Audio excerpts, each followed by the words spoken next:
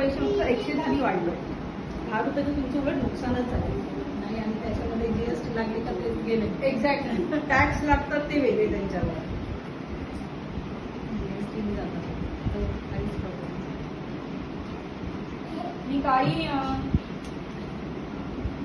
मी आज काही government schemes cover करते. अजून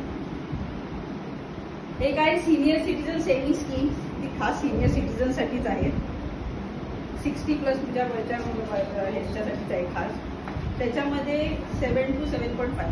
बरं, ह्या स्कीम्स आहेत ना, जास्ती करून गव्हर्नमेंट स्कीम्स सिनियर सिटीजननी युटिलाइज केलेल्या चांगल्या असतात, कारण की त्यांची रिस्क कॅपॅसिटी खूप कमी असते. आता त्यांनी जर मार्केटमध्ये पैसा टाकला किंवा म्युच्युअल फंडमध्ये पैसा टाकला, त्यांनी अर्न केलेला, म्हणजे रिटायरमेंट नंतर आलेला पैसा जर त्याच्यात टाकला आणि तो जर बुडाला तर त्यांच्यासाठी तो एक मोठा शॉक असेल.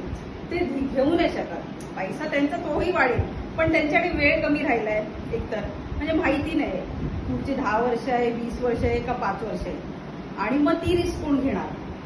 परत तो कमी झाला तर माझ्याकडे जेवढा टाइम पिरियड, मग बेटर सेफ स्कीम खेळायच्या की बाबा गव्हर्नमेंटच्या सेफ स्कीम आहे किंवा FDRD तर त्याच्यात पैसा गुंतवा. तर ही तशी एक स्कीम आहे. पण ह्याच्यामध्ये पण मॅच्युरिटी पिरियड आहे 5 वर्ष. बरं, ह्याला टॅक्स डिडक्शन बेनिफिट मिळतं या स्कीममध्ये. ह्याच्यामध्ये प्री मॅच्युअर विड्रॉवल निघतं पण 1 वर्षानंतर, पण त्याच्यासाठी पण ते लोक पेनल्टी चार्ज करतात 1.5%. म्हणजे जर तुम्ही 1 वर्षानंतर काढलं काही इमर्जन्सीमुळे तर तरी लोक पेनल्टी चार्ज करणार 1.5%.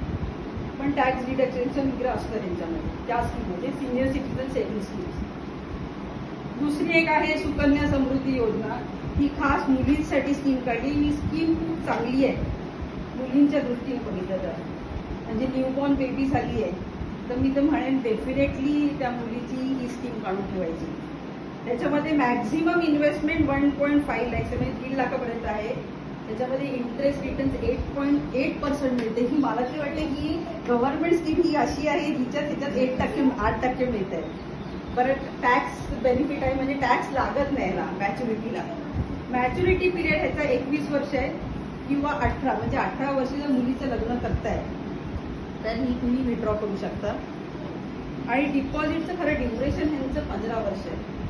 म्हणजे समजा तुम्ही पहिल्या वर्षी जरी नाही केलं तरी त्याच्या 5 वर्षानंतर केलं समजा ही स्कीम तर 15 वर्ष नाही जाणार. पण मुलीच्या 21व्या वर्षी, 18व्या वर्षी किंवा जेव्हा कधी लग्न करत असाल, आता 21च हे झालं ना, ही विड्रॉवल फक्त लग्नाच्या विड्रॉवलसाठी आहे का एज्युकेशनसाठी? 15 वर्षानंतर तुम्ही कधीही विड्रॉ करू शकता. आणि एज्युकेशन पर्पज किंवा कोणत्याही बिझनेस काही पर्पजसाठी निघू शकतो. पण आणि आता 21 इयर्स तर बाय डिफॉल्ट मुलींना मॅरेज हे केले ना, 18 नाही राहिला आता. तर मग त्या ह्याच्याने ही स्कीम, आणि ही स्कीम मला आवडली म्हणजे कारण की मी बाकी सगळ्या स्कीम स्टडी केल्या तर ह्याच्यातच 8% आहे.